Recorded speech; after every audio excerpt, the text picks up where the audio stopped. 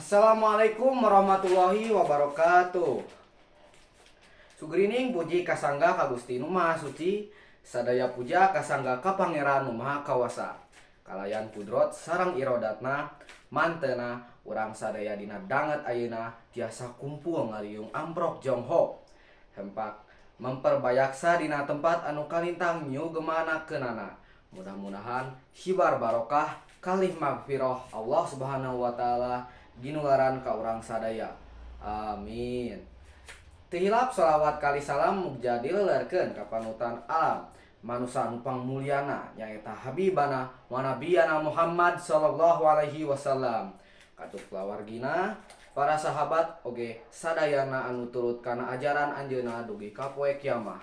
Amin. Hadirin anu sami linggih, dulur-dulur anu sami rawuh, baraya anu sami lenggah, kiwari mancing lingsirna wanci, ayeuna ninggang lugayna mangsa.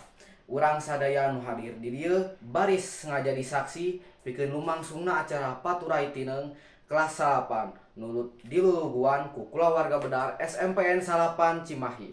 Nya jisim kuring pisan dina danget ayeuna kapeto gawe ku kasepuhan pupuh sakola. Kapapancenan ku keseler panitia salaku panata laku kanggo nataan runtuyan acara ti kawit dugi ka akhir. Ti awal dugi ka tungtasna acara. Dupi acara anu bade kapirangkeun dina acara ieu nyaeta hiji bubuka diantawisna dieusi ku galandengna ayat suci Al-Qur'an. Kadua sanduk-sanduk atanapi sambutan ti pupuhu panitia.